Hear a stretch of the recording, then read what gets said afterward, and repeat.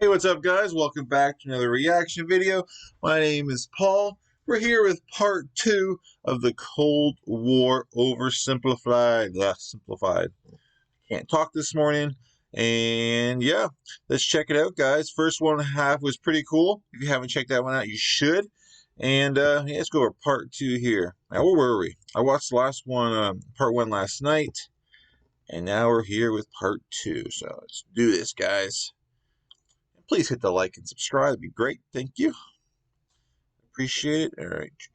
Full screen and bam. For anyone who thinks recent U.S. history has never been as crazy as it is right now, allow me to present to you the 1960s. Extreme cultural division, major political assassinations, and the closest the world has ever come to nuclear apocalypse. I bet it Shocked by was the scary. CIA's intrusive methods for putting down socialism in Latin America, a certain Fidel Castro met with a certain Che Guevara in a bar in Mexico City, and the two of them decided they should grow some awesome beards and overthrow the Cuban government, which is exactly what they did. Cuba had been America's summer playground, and America didn't like seeing a communist regime being set up in its own backyard. So the US immediately began training up Cuban exiles to invade Cuba and overthrow Castro. However, as the day of the operation came closer, Kennedy wanted to conceal any US involvement in the plan, so he massively scaled back American air support, and as a result, the Bay of Pigs invasion was a humiliating defeat for America. But Castro felt there was still an impending US threat to his regime. Meanwhile, in the Soviet Union, Khrushchev had a lot of medium-range nuclear missiles that couldn't reach America, but they could if they were positioned, say, on an exotic Caribbean island off the coast of Florida.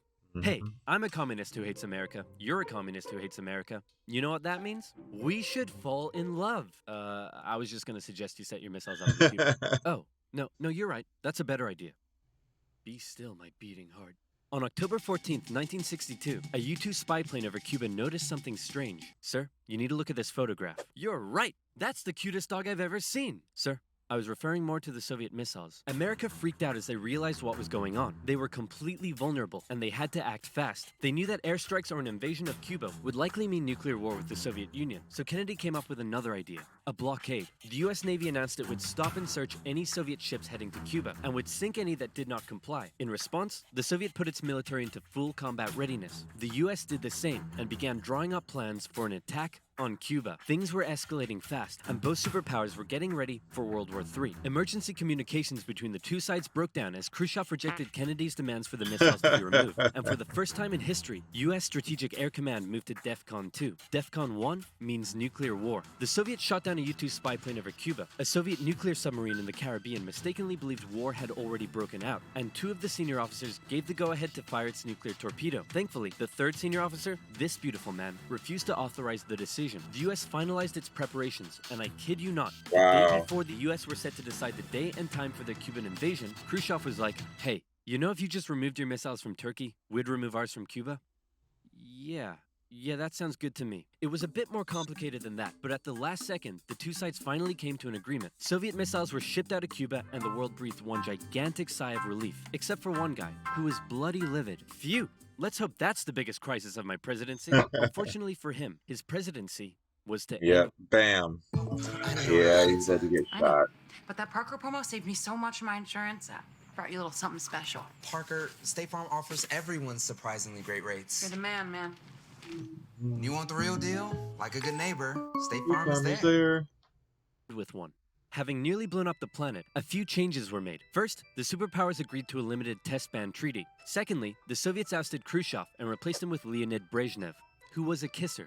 He Who's liked that? to kiss. Oh, Both wow. sides were deeply concerned at the prospect of nuclear war, I but still, think- the arms race raged on throughout the 60s and 70s. US intelligence worked out that the Soviets' nuclear arsenal was not as powerful as they previously thought, but in fact, it was America that held the advantage. ABMs and MIRVs were developed, and the doctrine of MAD. If both sides knew they would be completely destroyed by a nuclear war, neither would risk starting one. But even without war, the world was already feeling the effects of nuclear weapons. In 1966, above the pleasant town of Palomares in Spain, a US bomber collided with a tanker mid-air, and 4 hydrogen bombs fell and landed near the town below. It hasn't exploded, so I'm sure everything's fine. Really? Whoa, boy. Hey, I wouldn't eat that if I were you. Okay. What were you gonna do today? Go for a swim? Yeah, I wouldn't. Are you breathing right now? Yeah? Is that true? They just like, there's a crash and wow. Yeah. I wouldn't. It took the Americans 2.5 months to find one of the bombs, which had gone missing in the ocean. This was the 14th time America had lost a nuclear bomb since 1950. Nobody knows how many bombs the Soviet Union lost. So sleep well tonight. After Kennedy's assassination, Vice President Lyndon B. Johnson took over, and he inherited a developing crisis in the East, Vietnam. Back in the 50s, the Vietnamese had kicked their French colonizers out once and for all, and the country was divided into two. In the north, a communist regime, and in the south, an anti-communist regime. Both were led by very sweet-looking old men, but don't let that deceive you. They were both ruthless dictators, and both dreamed of reuniting Vietnam under their own regime. So the north established the National Liberation Front, also known as the Viet Cong, to carry out a campaign of guerrilla warfare in the south with Soviet support. The US sent advisors to help train the South Vietnamese to deal with the threat, but President Diem's brutal policies pushed more and more South Vietnamese to support the Viet Cong. And over the next decade, the situation escalated to a breaking point. America feared the domino effect. That is, if South Vietnam fell to communism, would Cambodia be next? Then Laos? Thailand? Burma? India? LBJ had to make a choice between losing South Vietnam or sending in the troops. And so in they went. From 1965, America found itself in a war unlike anything it had ever fought before. Yep. Let's play Spot the Viet Cong Soldier. Did you see him? No. Of course not. That's because millions of young American men were drafted and sent to fight a ruthless enemy who used the thick jungle as its shield. It was nearly impossible to tell where the enemy was, or worse, who it was. And as a result, the civilian population got caught up in the brutal crossfire. The city of Saigon found itself under regular attack, and America launched a bombing campaign in the north during Operation Rolling Thunder. The Viet Cong used the Ho Chi Minh Trail running through Laos and Cambodia to supply the campaign. It was a long and brutal war, and I could never do it justice in this video. But in terms of the Cold War, Vietnam was probably the biggest of many, many global conflicts that I was gonna say they could have its own kind of video just on the Vietnam War. I might have to check that out one day. signaled a turning point. Under the threat of nuclear war, the two superpowers began working to make their relationship more constructive, and as a result, their ideological battle shifted away from the potential of direct conflict and more towards attempting to influence smaller proxy wars around the world. In the Middle East, the Soviet Union provided aid against Israel during the Six-Day War, and then again when the US backed Israel during the Yom Kippur War. In Africa, the Angolan Civil War saw US-supported South Africans fighting Soviet-supported Cubans. In the conflict between Somalia and Ethiopia, the superpowers interestingly switched sides as regimes changed. I didn't realize how many of those little wars they had. It's like each side, I don't know, for backing different countries for their own. That's interesting. And the US continued fighting the spread of communism in its own backyard, funding the famous Contra groups to fight the socialist junta in Nicaragua. These proxy wars were fierce enough to begin with, but superpower intervention amplified the destruction and created alarming levels of human suffering throughout the Third World. And in Vietnam, that human suffering was all being broadcast back home via good old television. Going into the late 60s, America was a changing nation. This became this. This became this. And this became this. The new slogan that was taking root: make love, not war. The majority of Americans did not approve of Johnson's handling of the Vietnam War, and in 1968, a silent majority elected law and order candidate Richard Nixon. As the Vietnam War appeared to be increasingly unwinnable, and public opinion turning increasingly sour, Nixon made the decision to begin bringing the troops home, and ended U.S. involvement in Vietnam by 1973. 2 years later, the South fell. The Cold War was now taking its toll on both superpowers. In Russia, a huge percentage of the budget was still going to the military. People were still hungry, and they just didn't have access to the same lifestyle and goods as the West. And what did they have to show for it? They weren't even winning the space race anymore. Both sides needed to reduce spending in order to rescue their economies, and so both welcomed with open arms an easing of hostilities, otherwise known as détente.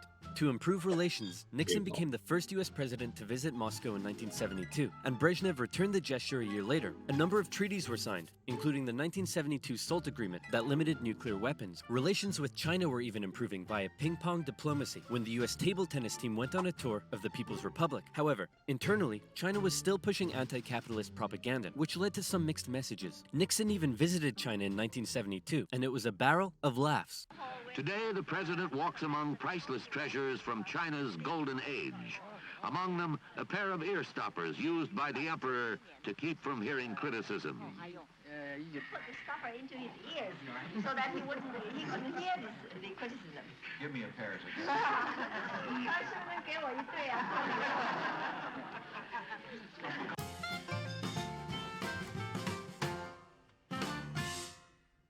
Everything was going great for Nixon, until it was uncovered that back home he was being a very naughty boy and violating constitutional protocol. I'm announcing today my resignation as president, and I'm passing the office to my vice president, Gerald Ford. Wow, you mean in America the people can actually remove their leader when he breaks the law? Why not just rule by force? Where's the corruption? And my first act as president is to pardon Nixon. Ah, there it is. After the whole fiasco, Americans decided what they really wanted was just a nice, safe guy who wouldn't cheat on them. So they elected Jimmy Carter, and the two sides met in Vienna where they signed yet another strategic arms limitation treaty. It's an honor, Premier Brezhnev. Likewise, President Carter.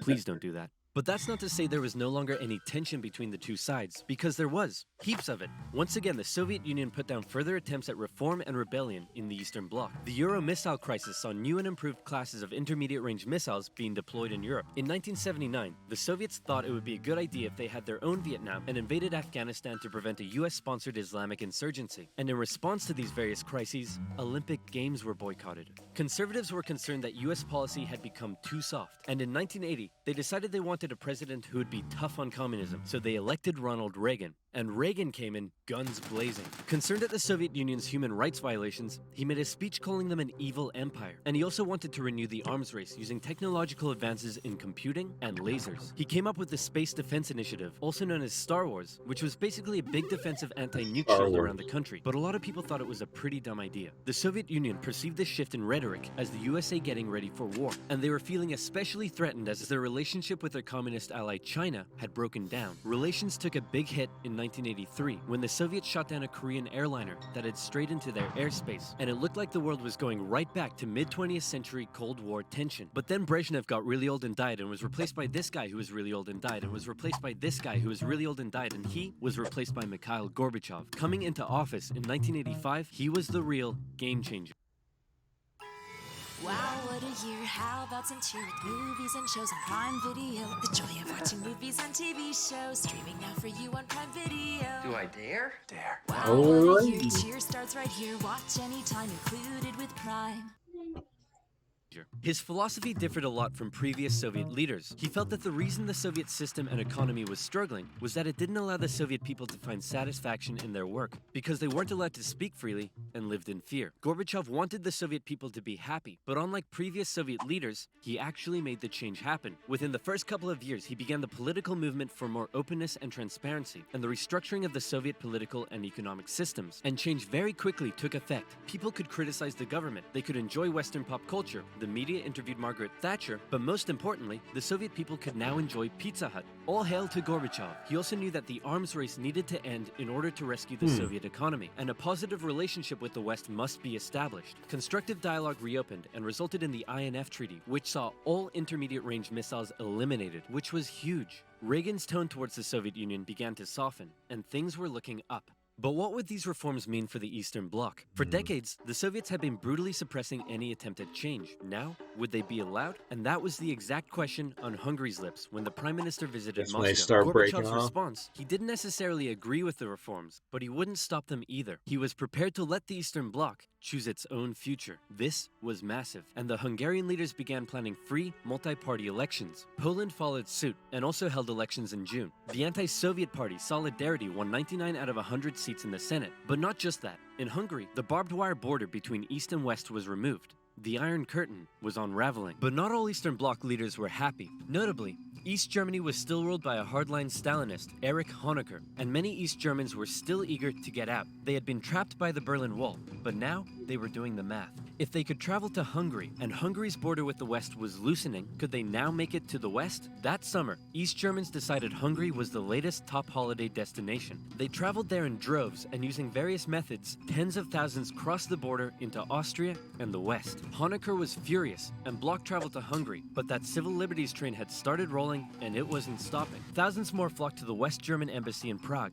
where they stormed the fence around the embassy gardens, and a temporary refugee camp was set up. In September, deals were struck to allow the refugees to travel west via train. Back in East Germany, the people were running on a civil liberties high, and they wanted their next hit. Dissent was growing. Over time, demonstrations turned to mass protest, with plainclothes secret police officers doing their best to put down the dissent, but it had grown well out of their control. And worse, the biggest demonstration was yet to come. We're gonna put all of this down by force, right guys? Guys? Unfortunately, everyone had realized what he had not. This was bigger than them. and the entire East German Politburo voted him out of power. On November 4th, over 500,000 East Germans took to the streets of East Berlin. For many, there was still one big target left in their sights. That damn wall. The pressure on the East German government was too great, and on November 9th, they made a bit of a chaotic announcement that the travel ban between East and West was being lifted. The change wasn't meant to take effect until the next day, and crossing guards still had orders to shoot on sight any who tried to cross. But that night, huge crowds gathered at the crossing points, and the guards were overwhelmed. In an astronomically historic moment, after decades of family separation and travel restriction, the people were allowed to pass through. East and West Berliners couldn't believe it and celebrated together throughout the night. Some even climbed the wall and began to topple it. The Iron Curtain had fallen, and a year later, Germany would be reunited. Elections in Bulgaria, a peaceful revolution in Czechoslovakia, and a violent one in Romania brought to an end communist authority in the Eastern Bloc. America decided it would be best if it just stayed away and let the change happen, as the anti-communist movement continued all the way back to Moscow. Gorbachev had given the people the freedom to demonstrate. Now, they demonstrated for an end to the communist single-party rule, and Gorbachev had to give in. For the first time in history, elections were held in which candidates not officially endorsed by the party were allowed to run. Ambitious rival of Gorbachev, Boris Yeltsin, led a growing democratic movement. Now things here get quite confusing, and the dissolution of the Soviet Union is a complicated topic. So believe me, this is oversimplified, but it went a little bit like this. The Soviet Union was made up of a number of smaller Soviet republics, the largest of which was Russia. Yeltsin got himself elected the president of Russia and began a struggle for sovereignty against Gorbachev and the greater Soviet Union. Communist hardliners were horrified at what Gorbachev was allowing, so they briefly kidnapped him and tried to set up their own emergency government. But Yeltsin and his supporters all gathered around the White House in Moscow and were like, no, we have a tank. So the hardliners had to concede and released Gorbachev. Wow, thanks Boris. That was a close one. No problem. And thanks to you for all the great freedom you've given us. Anytime, pal. And just to inform you, I've used that freedom you've given us to go behind your back and make a deal with Ukraine and Belarus to dissolve the Soviet Union and set up the Russian Federation. In other words, you're no longer in charge. I am. Dude. So uncool. And so decades of tension and the everlasting threat of nuclear war finally came to an end as democratic governments were established in many of the old Soviet republics, and the world got along together forever after. Right, guys? Hey, this modern art thing is growing on me. Where can I learn to do that? Skillshare. Skillshare is an online learning community. World War III. I just had to check that World War III one out. That'd be cool. But what do you guys think of this? I thought that was pretty cool. Cold War. All these are pretty cool. I don't know. I think war is just interesting in general. And so, yeah, I really like this. It's pretty cool. Anyways, please hit the like and subscribe, guys. That'd be great. And I'm definitely going to end up getting to see more of these videos. So if you have any recommendations, you can go ahead and put it in the comments below, and I'll definitely check it out. And yeah, peace. I will catch you guys in future videos. Thanks for watching, guys.